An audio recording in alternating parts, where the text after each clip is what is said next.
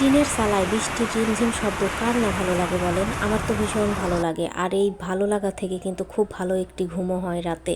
আর এই যে ঘুম থেকে উঠতে দেরি হয়ে গিয়েছিল, তাই সকালবেলা একটু চা বানিয়ে নিয়েছিলাম আর কিছু বিস্কিট নিয়েছিলাম।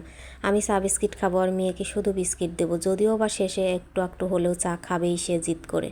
সকালের চাটা খাওয়ার পর কিছুটা সময় বসেছিলাম, তারপরে ভাবলাম না, দুপুরের জন্য তো কিছু না কিছু রান্না করতেই হবে। তাই এই যে ফ্রিজ থেকে ছোটো মাছ বের করেছিলাম। কোনো কিছু ভিডিও করতে আর ভালো লাগেনি, তাই এই যে ছোটো মাছ ধুন্দল দিয়ে রান্না করেছিলাম। এটা ঝিঙা ছিল। আর এখানে এই যে কাঁচকলা যেটা, সেটার বড়া চপ যেটাই বলেন না কেন, সেটা বানিয়েছিলাম।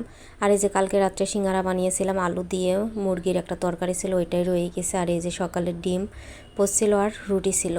সকালের বলতে এটা ছিল সিতুর বাবার খাবার, সে খায়নি, তারটাই রয়ে গিয়েছে। আর তারপরে এই যে গিয়েছিলাম বাজারে, বাজার থেকে নিয়ে এসেছি চাউল ফুরিয়ে গিয়েছিল। আর এখানে ছিল কিছু মুদিখানার বাজার। আর এই যে চাউলের বস্তাটা একটু খুলে দেখতেছিলাম যে কীরকম আসলো চাউলটা, কেননা অনেক সময় চাউল ভালো আসে না। আর ভাত রান্না করেছিলাম পরবর্তীতে, ভাতটা অনেক ভালো হয়েছিল। যেহেতু আমাদের বাসাটা মেন রোডের সাথেই, তাই রাত হোক দিন হোক যখনই ভয়েস ওভার করি না কেন, তখনই কিন্তু প্রচুর সাউন্ড আসে বাহিরের। আর এই যে এখানে বস্তার ভিডিওটা তোলার একটাই কারণ ছিল, পুরুষ মানুষ যদি ঘরের বাইরে থাকে তাকে তো আবার এইগুলো দেখাতে হয়, কি আনলাম কেমন আনলাম তার জন্য।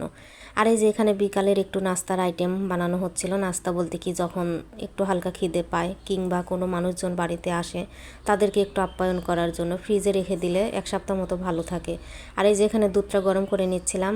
আর এই যে এখানে মাছ ভাজি করে নিয়েছি। এর মধ্যেই সিতু এসে বলছিল তার নাকি খিদে পাচ্ছে, তাই রান্নাটা শেষ করে এসেছিলাম তাকে খাওয়াতে। যে ফ্রিজ থেকে সেমাইটা বের করে নিয়েছিলাম একটু ঠান্ডা ছাড়ার পর।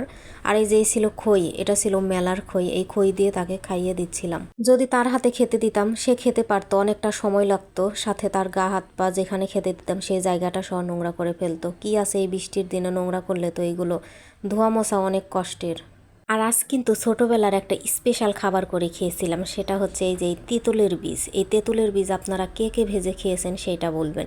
কাঁচা বীজগুলো খেতে কিন্তু ভালোই লাগে, প্রথম একটু কেমন যেন তিতা তিতা কষকষ লাগে, তারপর কিন্তু ভালো লাগে লবণ দিয়ে খেলে। আর এটা কিন্তু ছিল পাকা তেঁতুলের বীজ।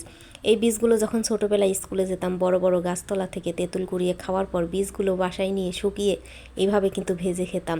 আজ অনেক দিন পর ইচ্ছা করছিল, তাই আমার কাছে যেহেতু অনেকগুলো তেঁতুলের বীজ ছিল, আচার করেছিলাম, সেই বীজগুলো এই যে ভেজে নিলাম। আপনারা অনেক বেশি ভাজবেন না, তাহলে তিতা লাগবে, এমনকি শক্ত হয়ে যাবে, কামড়ানো মুশকিল হয়ে পড়বে।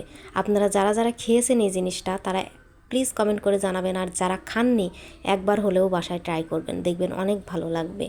আর আজকে এই পর্যন্তই, আর বেশি বাড়াতে চাই না। সবাই ভালো থাকবেন, সুস্থ থাকবেন, ভালোবাসা পেলে আবারও আসবো।